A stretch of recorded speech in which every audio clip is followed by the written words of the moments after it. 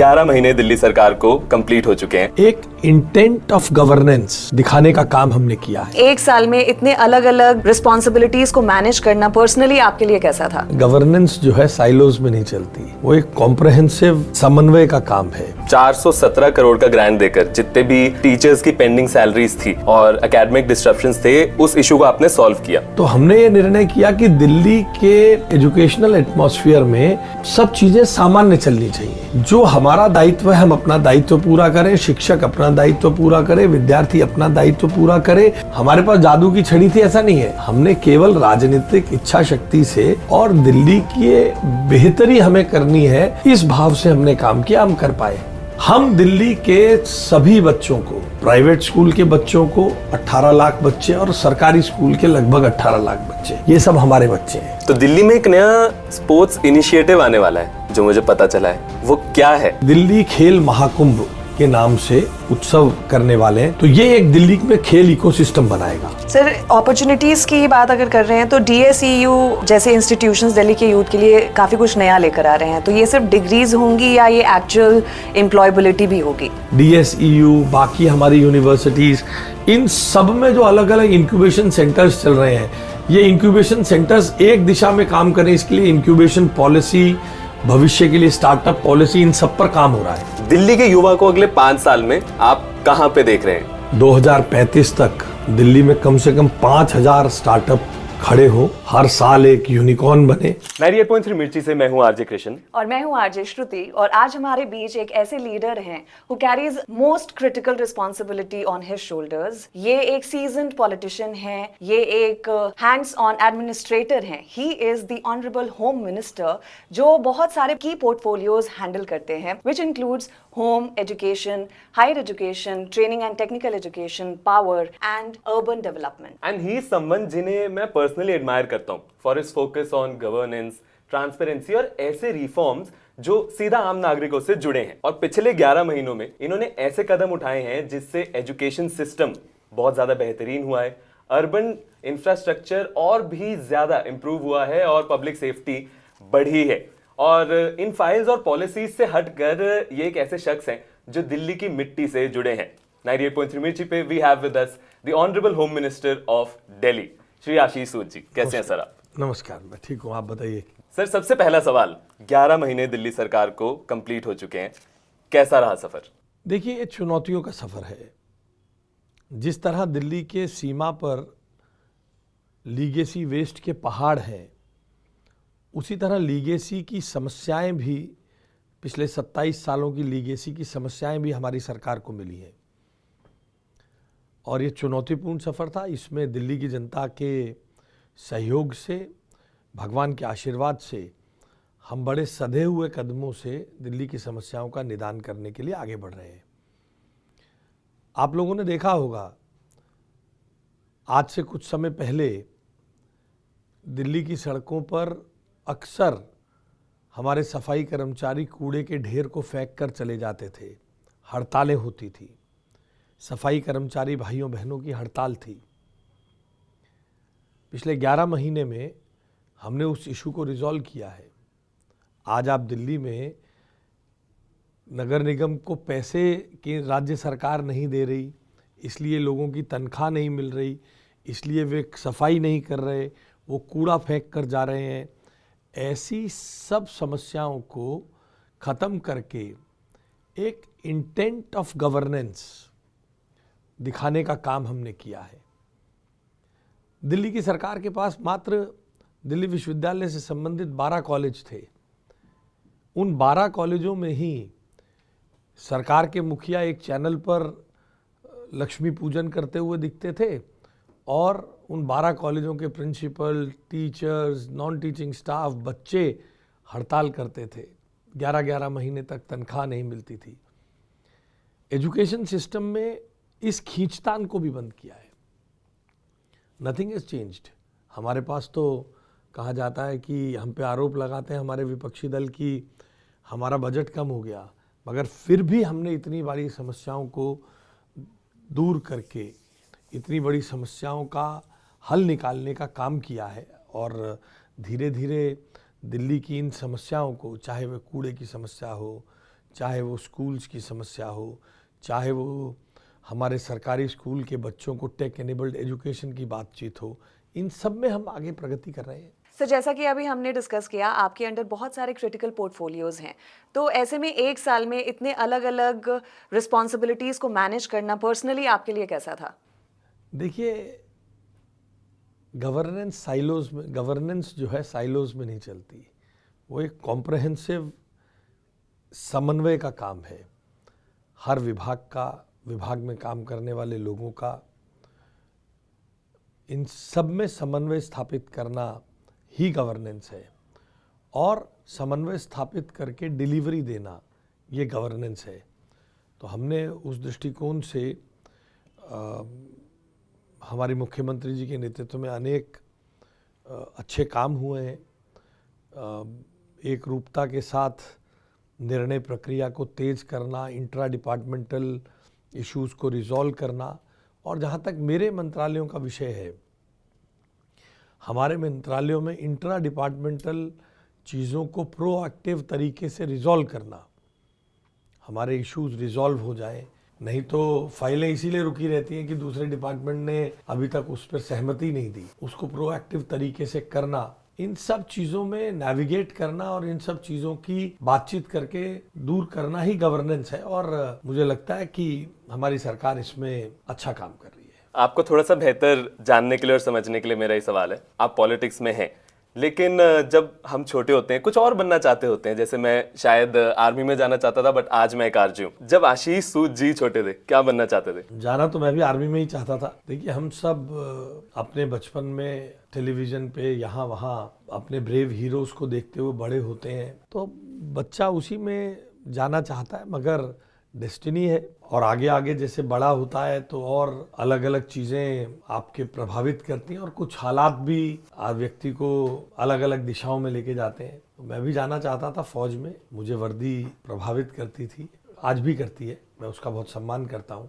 शायद मेरे सर्कमस्टांसेस ने मुझे वो अवसर नहीं दिया, मगर मैं ये मानता हूँ कि डेस्टिनी ने एक अवसर ले लिया देश की सेवा करने का, तो दूसरा अवसर दे दिया, और आज मुझे शिक्षा मंत्री के रूप में नरेंद्र मोदी जी के मार्गदर्शन में काम करने का मौका मिल रहा है। तो ये भी अपने आप में देश सेवा है। गरीब बच्चे जो सरकारी स्कूलों में पढ़ते हैं, उनके लिए अच्छी सुविधाएं जुटाना, निर्बाध तरीके से उनको अच्छी शिक्षा मिले, वे अच्छे कैरियर ऑप्शंस को चुन पाएं, स्टार्टअप्स की दुनिया में हमारे बच्चे ठगे ना जाएं, उनको अवसर मिले, ये सब भी सेवा का ही काम है। और जनप्रतिनिधि बन के तो मुझे अपने विभाग से अतिरिक्त भी गरीब माताओं बहनों और विधवा बहनों की पेंशन का काम भी करना पड़ता है। अपने यहाँ के बुजुर्ग लोगों के पारिवारिक डिस्प्यूट्स को भी दूर करना पड़ता है। ऐसे अनेक काम करने का अवसर मिलता है जो मन को शांति देते हैं, और लगता है कि जो बचपन में कभी सोचा था सेवा करेंगे, वो आज भी करने का अवसर तो मिला ही है। सर, तो ये कहीं ना कहीं एक पर्सनालिटी ट्रेट भी बन जाती है इंसान की। तो अगर आपकी पर्सनालिटी की हम बात करें, तो वो आप जिस एरिया में पले बड़े हैं, उस एरिया ने किस तरीके से आपकी पर्सनालिटी को बिल्ड करने में मदद की है? What was that specific thing जो आप वहाँ की याद करना देखिए, चाहेंगे? जनकपुरी में मैं 1973-74 में बहुत छोटा था, तब मेरे पिताजी ने यहाँ अपना मकान बना लिया था। एक मध्यवर्गीय लोगों की कॉलोनी थी जनकपुरी, बड़ा होमोजीनियस सा वातावरण था। एक पड़ोसी दूसरे पड़ोसी को बहुत अच्छी तरह जानता था, एक दूसरे के प्रति बहुत चिंता करने वाले लोग थे, साधन कम होते थे, तो पड़ोस के लोग अपने लिए एक ट्रे बर्फ़ जमाते थे, तो जिस पड़ोसी के लिए नहीं होती थी तो दूसरे के लिए भी एक ट्रे बर्फ़ अपने फ्रिज में जमा के रखते थे कि उसके यहाँ गर्मी में कोई आएगा तो उन्हें बर्फ़ चाहिए हो सकती है। तो ऐसे चिंता करने वाले पड़ोसियों के बीच, ऐसे होमोजीनियस वातावरण में पूरे मोहल्ले को, पूरे ब्लॉक को परिवार की तरह देखने वाले वातावरण में मैं बड़ा हुआ हूँ। इसलिए एक सामूहिकता और सबको एक भाव में कम्युनिटी फीलिंग मैं मानता हूँ मुझ में है, जिसमें मैं आजकल मानता हूँ कि आजकल की यंगर जनरेशन को शायद थोड़ा साधन बहुत है ना, इसलिए अंदाज नहीं है कि किसी के घर से बर्फ़ मांगना, किसी के घर पे जाके, मोहल्ले में एक ही टीवी है वहाँ जाके टीवी देखना। आज की जनरेशन को थोड़ा अलग किस्म से देखने को मिल रहा है। हम लोगों को ये कम्युनिटी फीलिंग इन्हीं कारणों से इनकलकेट हुई थी, तो इसने, मैं मानता हूँ, जनकपुरी में रहने ने उस मामले में पूरी कम्युनिटी को परिवार की तरह देखने की जो एक, और इसमें मैं ही नहीं, मेरी तरह के बहुत सारे मेरी आयु के लोगों ने इस तरह का जीवन जिन्होंने जिया होगा, उनका भी इसी प्रकार से उनमें भी यही भाव उत्पन्न हुआ होगा। और ये पर्सनैलिटी शेप होने की जब बात हो रही है तो ये फैक्टर तो आती है कहाँ पले बड़े, कैसे माहौल में रहे, लेकिन एक और बात जब आती है कि हर किसी का एक मेंटोर जरूर होता है जिन्हें आप लुक अप टू करते हैं। तो आपके कॉलेज डेज में, स्कूल डेज में ऐसे टीचर या मेंटर कौन थे जिनकी सिखाई हुई चीजें शायद आज भी आपके डिसीजंस में रिफ्लेक्ट होती हैं? देखिए, यूं तो हर टीचर किसी ना किसी रूप से आपको मेंटर करता ही है, मगर मैं मानता हूं कि मेरी माँ एक टीचर थी, उनका स्वर्गवास हो गया, वो दिल्ली नगर निगम के स्कूल में टीचर थी, और मेरे पिता, मैं इन्हीं को अपना सबसे बड़ा मेंटर मानता हूँ। मेरे माता पिता ने 1973-74 में जनकपुरी में अपना मकान बनाया। जिन हार्डशिप्स के साथ उन्होंने अपने आप को, अपनी फैमिली को खड़ा किया, उसमें हमारे लालन पालन से लेकर हमारी एजुकेशन, और फिर जिस प्रकार की अपब्रिंगिंग देने का उन लोगों ने हमें काम किया। दोनों जॉब में जाते थे। आज तो घरों में डोमेस्टिक हेल्प्स हैं, उस समय कोई डोमेस्टिक हेल्प नहीं थी, तो पूरा परिवार मिलजुल के करता था। तो वही सब चीज़ें हम में भी, बहुत सारी चीज़ें मैं और मेरी बहन में आई, और मैं मानता हूँ कि मेरे माता पिता ही उस दृष्टिकोण से मेरे सबसे बड़े मेंटर हैं, जिन्होंने मुझे परिवार, समाज, फाइनेंशियल डिसिप्लिन, व्यक्तिगत डिसिप्लिन, समय से स्कूल जाना, उतना ही खेलना, ये सब चीज़ों में हुआ। यूँ इसके अतिरिक्त बहुत सारे टीचर्स ने समय समय पर हमें गाइड किया है, उनका योगदान मैं कम नहीं करता हूँ, मगर मैं मानता हूँ अगर मेंटर की तौर पे मैं देखूँ तो मेरे माता पिता को ही मैं उस जगह पे रख सकता हूँ।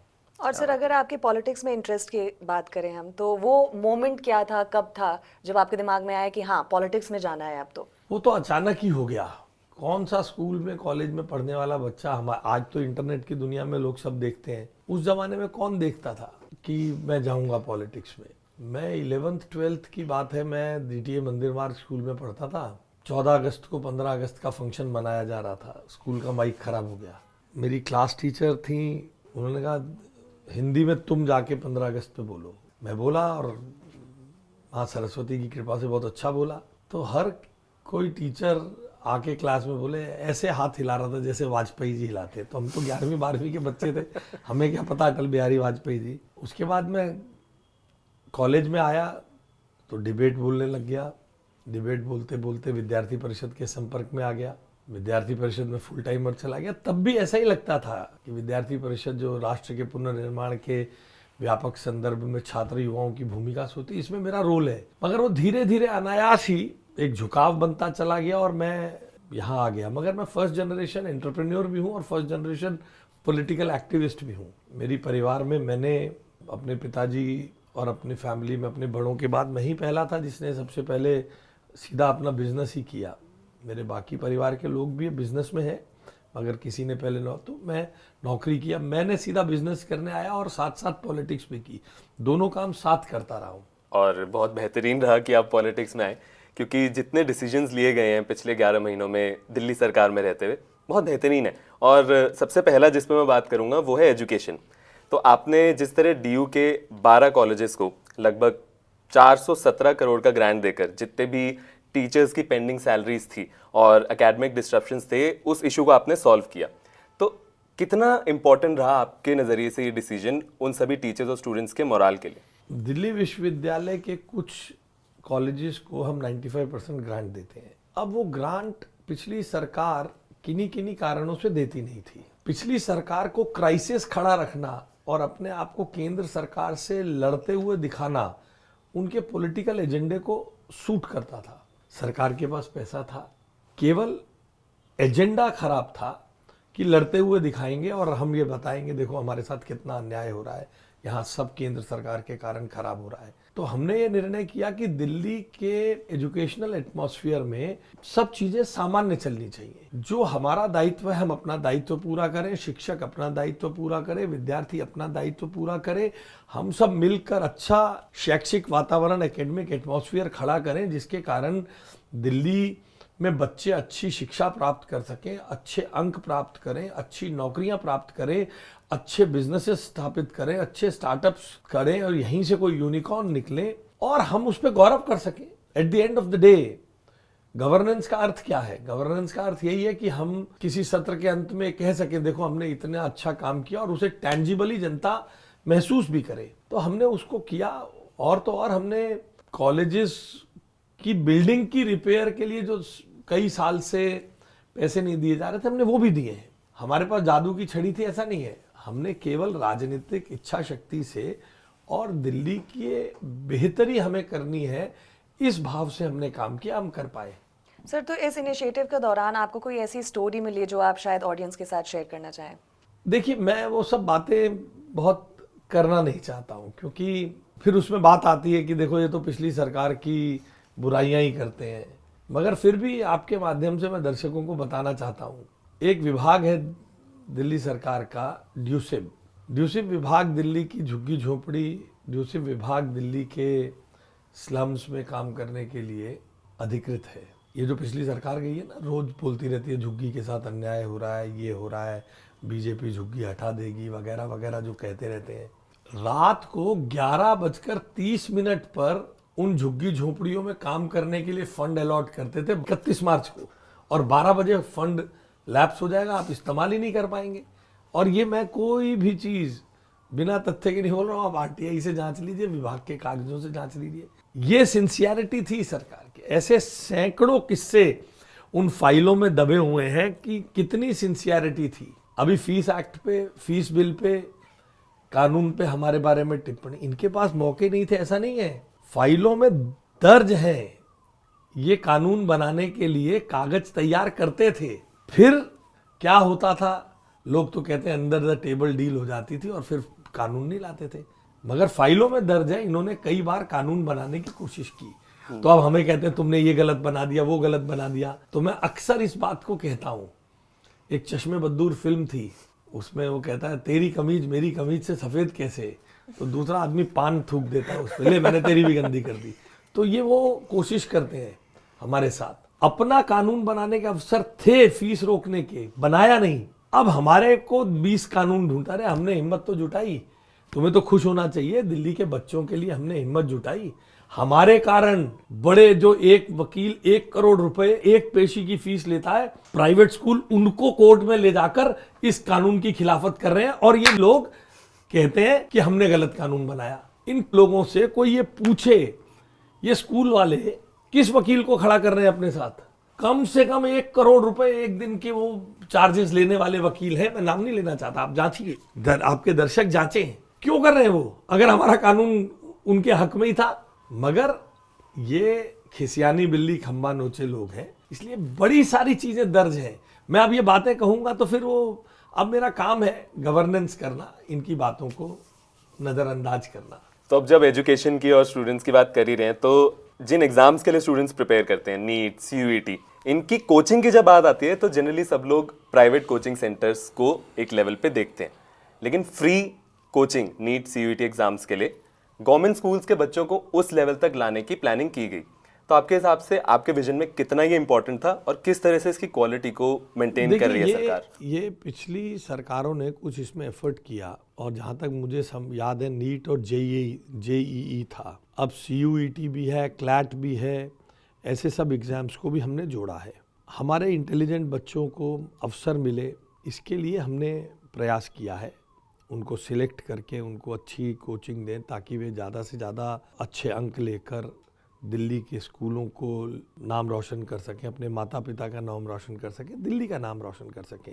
हम थोड़ा इससे आगे भी सोचते हैं। हमारी सरकार ने, मुख्यमंत्री जी रेखा गुप्ता जी के नेतृत्व में 9वीं, 10वीं, 11वीं, 12वीं के लगभग 21,000 कमरों को स्मार्ट क्लासरूम में कन्वर्ट करने का निर्णय किया है। आप कल्पना करिए, अगर ये सब स्मार्ट क्लासरूम बन जाए तो इनमें सुविधा रहती है कि एक डिस्टेंट लोकेशन से स्मार्ट बोर्ड्स पर कुछ बोला जा सके, कहा जा सके। तो हमारी प्लानिंग यहाँ तक है कि जब हम इसको इम्प्लीमेंट कर दें, मान लीजिए बच्चों को केमिस्ट्री में कोई समस्या है, तो केमिस्ट्री के कोई बहुत रिनाउंड टीचर आज 1 घंटे के लिए आपकी डिस्टेंट क्लास लेंगे। उन सब बच्चों को उनकी क्लासरूम में एक नया अवसर देने का काम हम कर पाएंगे तो 9वीं 10वीं 11वीं 12वीं के बच्चों को डिस्टेंट लोकेशन से अच्छे टीचर्स उनके पास जब आप नहीं जा सकते मगर वो टीचर उन टेक्नोलॉजी के माध्यम से आपकी क्लास में आ जाएं, हम यहाँ तक की कल्पना रखते हैं। तो CUET, नीट, JEE, क्लैट इन सब में तो अभी हमने कुछ बच्चों तक किया है, आगे और अपने व्याप को बढ़ाएंगे। स्टूडेंट्स की अगर हम बात कर ही रहे हैं तो स्टूडेंट्स आज के डेट में बहुत सारी चीज़ों को लेकर एंग्शियस होते हैं, वो फीस हो, फ्यूचर हो या फिर उनका कंपटीशन हो। तो आपके हिसाब से, क्योंकि आपने ये सारे रिफॉर्म्स, एजुकेशनल रिफॉर्म्स जो हैं काफ़ी क्लोजली स्टडी किए हैं, उनमें काम कर रहे हैं आप, तो आपके हिसाब से एक स्टूडेंट के दिमाग में सबसे ज़्यादा परेशानी किस चीज़ को लेकर है, वो एंग्शियस किस चीज़ के बेसिस पे है सबसे ज़्यादा? देखिए, आज का स्टूडेंट उसको इंटरनेट का एक्सेस होने के कारण बहुत सारी चीज़ों से एंग्शियस होता है। सबसे बड़ा तो फोमो ये रहता है कि मैं पीछे ना रह जाऊं। एक समाज के अंदर पीयर ग्रुप के कारण परफॉर्मेंस का फोमो रहता है। उस बच्चे की सबसे ज़्यादा एंग्जाइटी इस बात की रहती है, भाई मैं अगर अच्छा नहीं कर पाया तो लोग क्या कहेंगे, मेरे माता पिता क्या कहेंगे। और फिर अब जैसे जैसे AI का इस्तेमाल बढ़ता जा रहा है तो बच्चों की चिंता इस ओर भी बढ़ती जा रही है, कहीं जो मैं पढ़ रहा हूँ आउटडेटेड तो नहीं हो जाएगा। जो मैं पढ़ रहा हूँ जाकर मैं जॉब में ये करता, इससे वो तो लोग AI से करा लेंगे। तो ये एक एंग्शियसनेस बच्चों के अंदर बहुत ही, मैं मानता हूँ कि एक इनसिक्योरिटी उत्पन्न कर रही है, टीचर्स में भी कर रही है। टीचर्स को भी लगने लग गया है कि कहीं अब AI टीचर्स को रिप्लेस तो नहीं कर देगा। तो ऐसे बहुत सारे कंसर्न्स हैं। इंटरनेट और टेक्नोलॉजी जहाँ उपयोगी है वहाँ चिंताएं भी पैदा कर रही है। इन सबको पूरी सोसाइटी को मिलकर एड्रेस करना पड़ेगा। और स्कूल्स को लेके भी कुछ इंपॉर्टेंट स्टेप्स लिए हैं आपने, जिसमें से एक है स्कूल वेब ऐप और एजुकेशन ट्रांसपेरेंसी एक्ट। तो आपको लगता है इसके चलते, इस स्टेप के बाद प्राइवेट स्कूल्स की अकाउंटेबिलिटी काफ़ी बढ़ गई है? 1973 के एक्ट की कुछ कमियों के कारण कुछ स्कूल उसका लाभ उठाते थे, जिससे पेरेंट्स परेशान रहते थे। आप अगर गौर से देखिएगा तो दिल्ली के कुछ ही स्कूलों के बाहर कुछ माता पिता आंदोलन करते दिखते थे, मगर इससे वातावरण पूरी दिल्ली का विषाक्त होता है। और हम जिन अर्बन नक्सल्स से डील कर रहे हैं वो इसमें पिछले 11 साल में तो समाधान निकाल नहीं पाए, मगर इसमें सोशल मीडिया के माध्यम से स्कूल की कुछ मैनेजमेंट्स के साथ मिलकर कुछ अपनी तथाकथित NGOs को डालकर इसको और ख़राब करने की कोशिश करते थे। तो हमने इसमें एक अच्छा कानून बनाया है जिसके इम्प्लीमेंटेशन पर अब काम शुरू हो गया है। इन्हीं के कुछ लोग, मैंने आपको बताया, एक तो स्कूल गए हैं, उनको चिंता है, बड़े बड़े वकील उन्होंने खड़े किए, इनके भी कुछ लोग उनकी मदद करने के लिए गए हैं। मगर मैं मानता हूं कि हमारा इंटेंट अच्छा है। हमने थोड़े समय में हिम्मत दिखाई है कि हम एक अच्छा कानून बना के बदलाव लाएं। कानून बनाने में कोई कमी पेशी अगर होगी भी तो कानून के अंदर प्रावधान रहते हैं, उसमें कुछ भी बता। अब इम्प्लीमेंटेशन शुरू होगा, साल भर में, 1.5 साल में, 2 साल में चीज़ें सामने आएंगी। कहीं कोई और इंटरेस्ट प्रोटेक्शन के लिए और कठोर कदम उठाने होंगे तो सरकार उसके लिए तैयार है, और कहीं कोई बाधा बन रहा होगा कानून तो उसके लिए भी सरकार तैयार है। हम दिल्ली के सभी बच्चों को, प्राइवेट स्कूल के बच्चों को 18 लाख बच्चे और सरकारी स्कूल के लगभग 18 लाख बच्चे, ये सब हमारे बच्चे हैं। इनकी वेलबींग, इनके माता पिता की वेलबींग, ये हमारा काम है। हम ये कहकर ये प्राइवेट स्कूल हैं, इनमें सब गलत हो रहा है और वहाँ पर हड़तालें चले, हल्ला चले और उसके बीच में लोग कुछ कुछ करते रहे, ऐसा जो काम है वो हम नहीं करते। ये हर बच्चे के इंटरेस्ट की चिंता करना, ये हमारा काम है, चाहे वो किसी स्कूल में पढ़ता हो। हम दिल्ली की सरकार है, दिल्ली के हर बच्चा हमारा बच्चा है, तो हम उसके लिए जो कदम उठाना पड़ेगा ज़रूर करेंगे। और सर, कहीं ना कहीं पेरेंट्स का ट्रस्ट भी बहुत इंपॉर्टेंट होता है जीतना। तो EWS एडमिशन्स के लिए जो कंप्यूटराइज्ड ड्रॉ पहली बार हुआ, वो ग्राउंड लेवल पे पेरेंट्स का ट्रस्ट जीतने के लिए कितना चैलेंजिंग था, उस पे अगर आप कुछ लाइट्स देखिए, हमने जब हम 20 फरवरी को चुनकर आए तो उस समय ड्रॉ बिल्कुल नज़दीक था। हमने देखा, हमें जो चीज़ें मिली, हमने उस ड्रॉ को करवाया और ईमानदारी से मानकर कराया कि पिछली सरकारें भी गरीब बच्चों के लिए जो रिजर्वेशन है उसको ठीक से लागू कर रही होंगी, और हमने उसे ईमानदारी से लागू किया। पिछली बार से बेहतर नतीजे आए, कम रिजेक्शंस हुए, कम प्रॉब्लम फेस करनी पड़ी। मगर जैसे जैसे हमने उसको आगे बढ़कर देखा तो हमें ध्यान में आया कि पिछले सालों में कुछ भ्रष्ट लोगों ने मिलकर EWS के एडमिशन्स में भी खेल किया है। समय के साथ वो चीज़ें जनता के सामने आएंगी। हम इस प्रोसेस को और फुल प्रूफ बनाने का काम करने के लिए दिन रात काम कर रहे हैं। एनआईसी के साथ बात करके एक अच्छा और वर्केबल सॉफ्टवेयर बनाने पे हमारा काम चल रहा है। मुझे लगता है कि हम और बेहतर तरीके से आने वाले समय में एडमिशन्स कर पाएंगे। बिल्कुल सर, बहुत बढ़िया एफर्ट्स हैं। और अब एक फील्ड जो मेरी फेवरेट है, जिस पे मैं सवाल पूछना चाहता हूँ, वो है स्पोर्ट्स।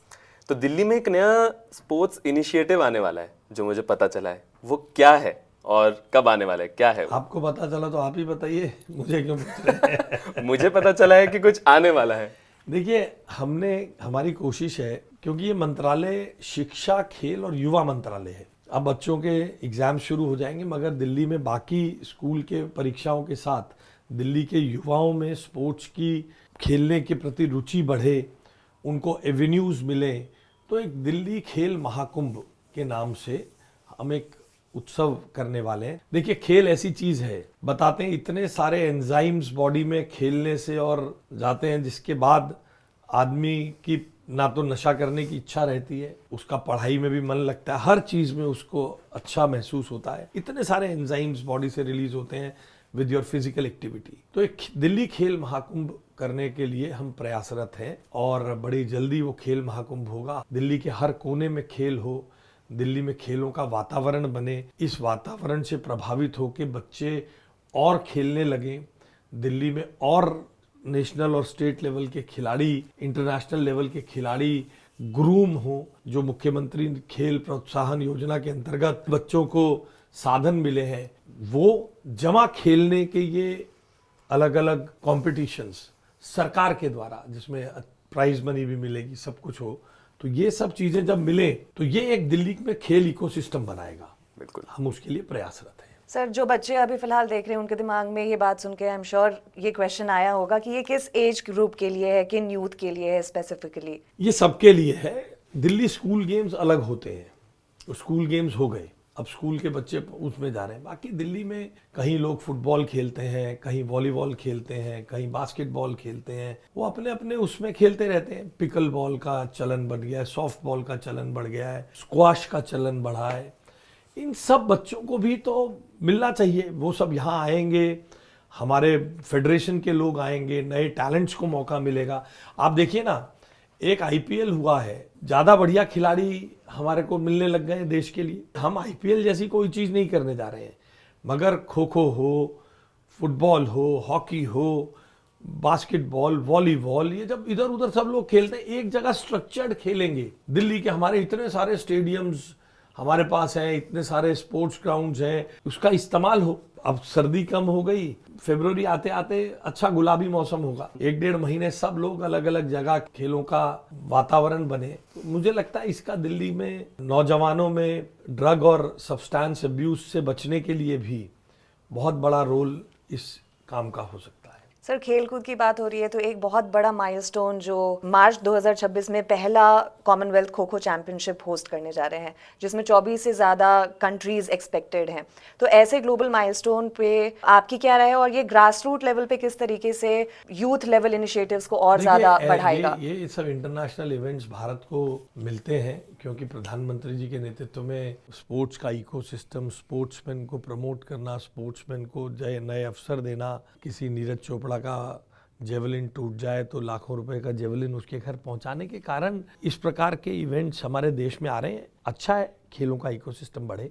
सर, एक और सेक्टर जिस पे आपने बहुत जरूरी कदम उठाए हैं वो है अर्बन डेवलपमेंट। तो नो स्लम डेमोलिशन पॉलिसी जो थी, उसमें डिग्निटी के साथ साथ रीसेटलमेंट की बात की जा रही थी। तो आपके हिसाब से ये कदम कितना ज्यादा जरूरी था, इसकी शुरुआत कैसे हुई और अब कैसा जा रहा है? देखिए, जहाँ झुग्गी वहाँ मकान, ये प्रधानमंत्री जी का नारा था। उनकी देखा देखी बहुत सारे राजनीतिक दलों ने भी ये नारा दिया, दिल्ली में पिछली सरकार ने भी दिया, मगर एक भी जगह उसका प्रयास नहीं हुआ। कोर्ट के ऑर्डर पे किसी विभाग की जमीन खाली कराने के लिए आए दिन इस प्रकार का कोई ना कोई घटनाक्रम चल ही रहा था, जिसको हमारी आदरणीय मुख्यमंत्री जी ने प्रधानमंत्री नरेंद्र मोदी जी के मार्गदर्शन में इस बात को तय कर दिया है कि जब तक उनका in situ redevelopment of slums नहीं हो जाएगा, तब तक हम कोर्ट के आदेश पर भी, कोर्ट में भी जाकर उन लोगों के लिए, अगर कहीं कोर्ट का विपरीत आदेश होगा तो उसके लिए भी काम करेंगे। ये अपने आप में पॉलिटिकल विल है टू सर्व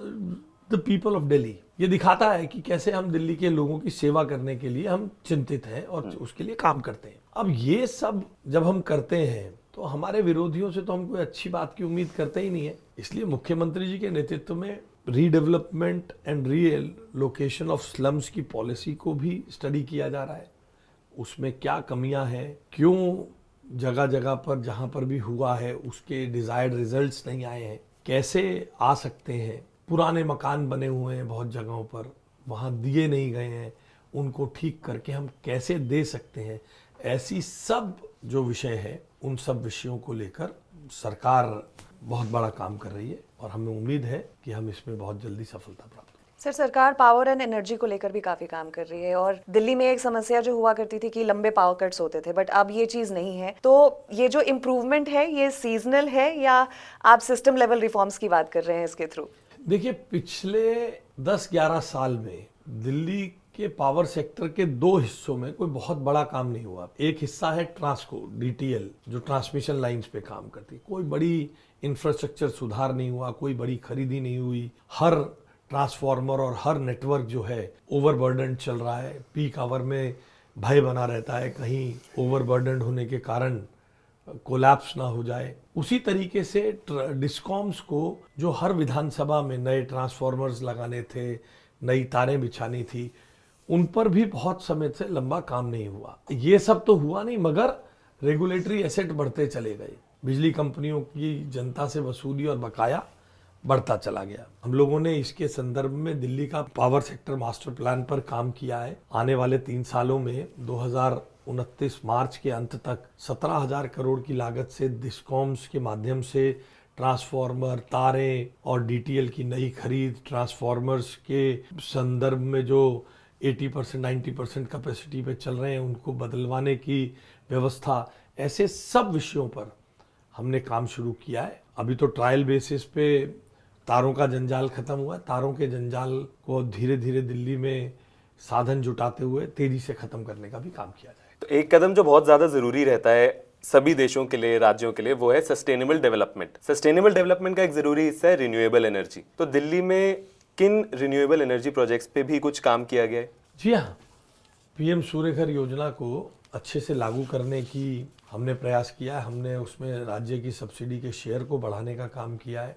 और अब एक योजना मैं अभी आपके सामने बता नहीं सकता, मगर मैं आपको विश्वास दिलाता हूं कि जैसे ही हम उस योजना को पास कर लेंगे, आपके रेडियो पे पहली बार हम बताएंगे जनता को। वो बहुत बड़े पैमाने पर सोलर की एक्सेप्टेबिलिटी और उसको बढ़ाने के लिए उसमें सरकार में काम चल रहा है। जैसे ही मुख्यमंत्री जी और कैबिनेट की स्वीकृति उसे मिलेगी तो हम इसको और व्यापक पैमाने पर, solar has not been able to kick off in Delhi very well, तो उसको और बेहतर कैसे कर सकते हैं इस पे काम चल रहा है। हमने सब्सिडी तो बढ़ाई है, फिर भी जगह के कंस्ट्रेंट्स और बाकी चीज़ों के कारण किसान की ज़मीन पर बड़ा सोलर पैनल लगाने के लिए एनओसी की शर्त को भी हटा दिया है। सरकार के पास आने की ज़रूरत नहीं है, लोग अपना सोलर पैनल किसी जगह पर लगा ले। बहुत सारे काम हुए और एक बड़े काम विषय पर काम चल रहा है, बहुत जल्दी आपको जानकारी देंगे। सर, इसमें आपने बोला कि लोग अपने घर पे सोलर पैनल्स लगा ले, तो ऐसे में मिडिल क्लास दिल्लीइट के लिए रूफटॉप सोलर को अट्रैक्टिव बनाने के लिए और क्या इंसेंटिव प्लान्स, ये सारी चीजें? उन्हीं सब पर काम चल रहा है। एक जिम्मेदारी संवैधानिक पद पर मैं मंत्रिमंडल की पूरी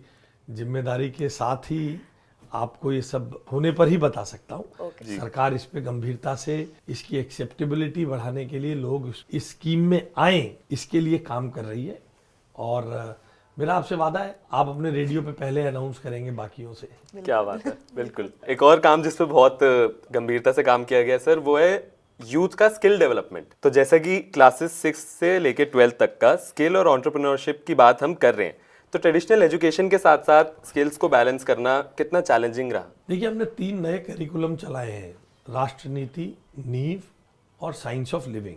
पहले भी इस तरीके के कुछ करिकुलम लोग सोचते थे, तब राष्ट्रभक्ति करिकुलम कहते थे। राष्ट्रभक्ति बोलकर बताना और राष्ट्र नीति बताता है जीकर राष्ट्रभक्ति करना, इतना अंतर है। उसकी प्रैक्टिकलिटी को हमने बढ़ाया है। नींव इसी प्रकार का हमारा एक प्रोजेक्ट है।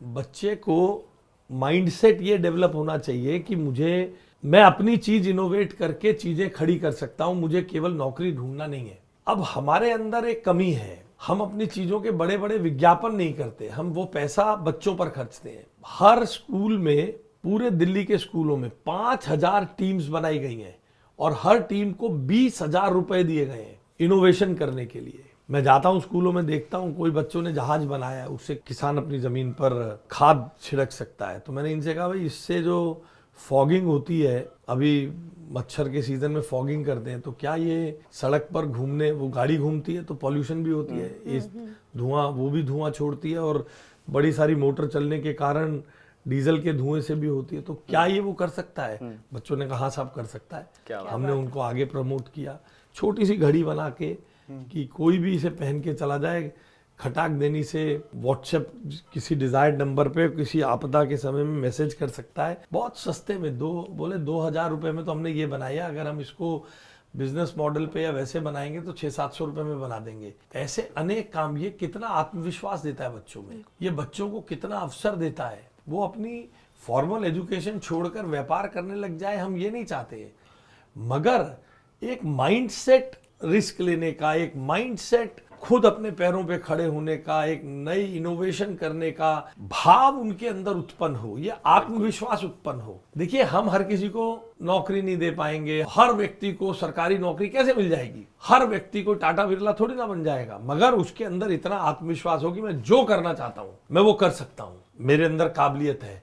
अपनी काबिलियत का ज्ञान उस व्यक्ति के अंदर उत्पन्न कर पाए हम, ये इन 3 करिकुलम्स के प्रति इन 3 करिकुलम्स में हमारी भूमिका है, इसके लिए हम काम करते हैं। सर, अपॉर्चुनिटीज की बात अगर कर रहे हैं तो DSEU जैसे इंस्टीट्यूशंस दिल्ली के यूथ के लिए काफी कुछ नया लेकर आ रहे हैं, तो ये सिर्फ डिग्रीज होंगी या ये एक्चुअल एम्प्लॉयबिलिटी भी होगी? देखिए, हमने अभी स्टार्टअप युवा फेस्टिवल किया, 750 के करीब स्टार्टअप्स ने हमारे पास रजिस्टर किया, जिनमें से 100 को हमने सिलेक्ट किया, 6 को हमने 10-10 लाख रुपए और हर स्टार्टअप को बाकी को 1-1 लाख रुपया देकर हमने उनको इनोवेशन करने के लिए प्रोत्साहित किया। DSEU, बाकी हमारी यूनिवर्सिटीज, इन सब में जो अलग अलग इंक्यूबेशन सेंटर्स चल रहे हैं, ये इंक्यूबेशन सेंटर्स एक दिशा में काम करें, इसके लिए इंक्यूबेशन पॉलिसी, भविष्य के लिए स्टार्टअप पॉलिसी, इन सब पर काम हो रहा है। यहाँ पढ़ने वाले बच्चे को जो उसने इनोवेट किया है, आकर कोई सस्ते में उसको ठग कर ना चला जाए, इसकी व्यवस्था खड़ी करना। हर यूनिवर्सिटी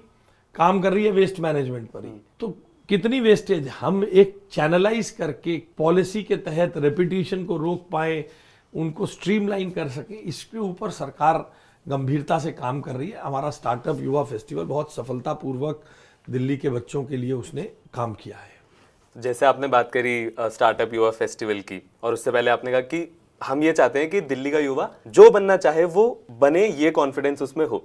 दिल्ली के युवा को अगले 5 साल में आप कहाँ पे देख रहे हैं? मैं तो मानता हूं कि 2035 तक दिल्ली में कम से कम 5,000 स्टार्टअप खड़े हों, उनमें से हर साल एक यूनिकॉर्न बने, इतने इकोसिस्टम को हम खड़ा कर पाएं। इस नीव प्रोजेक्ट के माध्यम से, नीव करिकुलम के माध्यम से हर साल 5,000 टीमों को हम अवसर दें, उनमें से नए नए आइडियाज़ आएँ, वो आइडियाज़ गवर्नेंस के लिए उपयोग हों।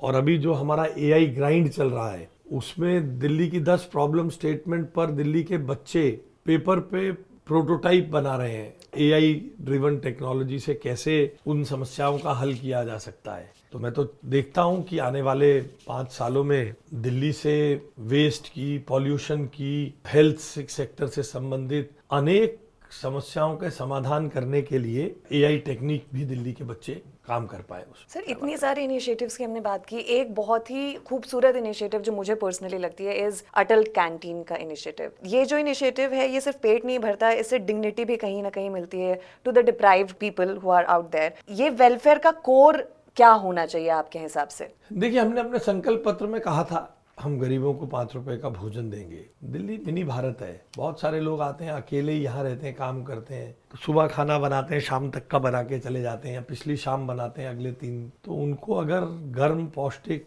साफ सुथरा भोजन रीजनेबल प्राइस पे मिले, तो हमने 5 रुपए उसकी कीमत रखी है, बाकी खर्चा सरकार वहन करती है। ऐसा प्रयास हमने ये शुरू किया है। अभी 46 कैंटीन शुरू हुई हैं, सब बाकी जगहों पे और बन रहा है। ग्रैप आदि के कारण थोड़ा डिले हुआ है, मगर ये अपने आप में एक बहुत बड़ा इनिशिएटिव है प्रधानमंत्री जी के नेतृत्व में मुख्यमंत्री रेखा गुप्ता जी की सरकार का। पर सर, इन अटल कैंटीन्स में अफोर्डेबिलिटी के साथ साथ न्यूट्रिशियस फूड जो प्रोवाइड किया जा रहा है बहुत मुश्किल होगा, तो क्वालिटी और कॉस्टिंग के बीच ये जो बैलेंस है किस तरह से मेंटेन करा है आपने? देखिए, हम तो ये मानते हैं कि पब्लिक का पैसा है, पब्लिक पे खर्च होना चाहिए, विज्ञापनों पे खर्च नहीं होना चाहिए। तो जब हम पब्लिक के लिए खर्च करने की हमारी इच्छा शक्ति है तो बैलेंस अपने आप स्ट्राइक हो जाएगा। जब होगा कि इस पे कम खर्च हो, इसके विज्ञापन पे ज्यादा खर्च हो, शोर ज्यादा करो, काम कम करो, तब ये दिक्कत होती है। हमें ऐसी कोई दिक्कत महसूस नहीं होती, क्योंकि हम मानते हैं कि हमारा काम ही बोलेगा। सर, तो इस काम को और कहाँ तक बढ़ाने का प्लान है? जैसे अटल कैंटीन को और किस तरीके से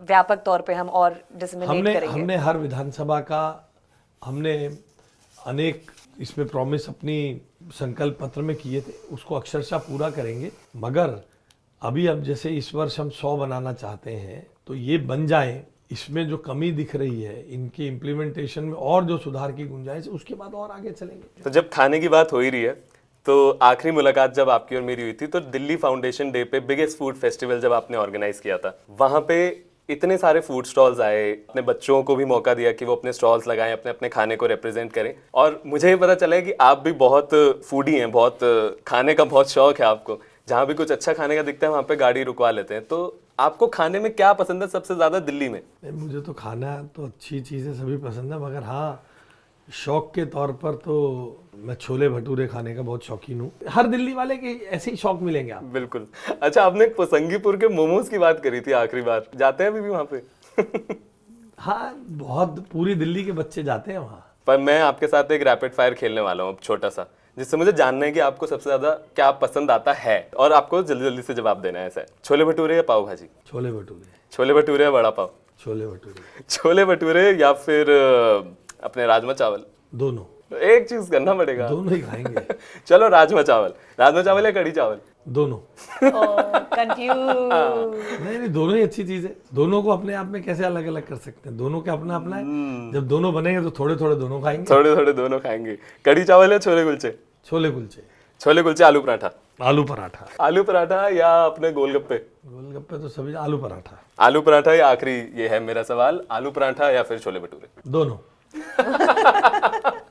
सर, डिस्पैरिटी नहीं करते जब खाने की बात आती है तो। बिल्कुल। सर, अब हम थोड़ा आपका मूवी बफ जो है वो निकालना चाहूंगी मैं। सो ये कुछ डायलॉग्स मैं बोलूंगी, आपको फिल्म का नाम गेस करना है। शुरू करें? सबसे पहले, बाबू मोशाय जिंदगी लंबी ये तो आनंद का है।